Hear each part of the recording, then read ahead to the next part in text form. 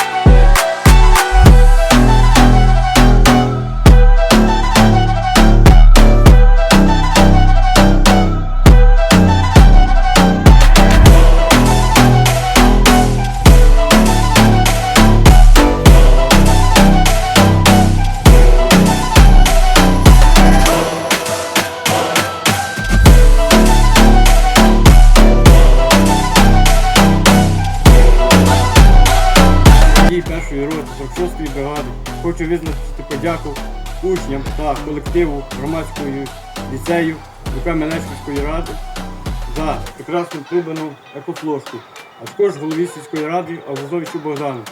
Слава Україні!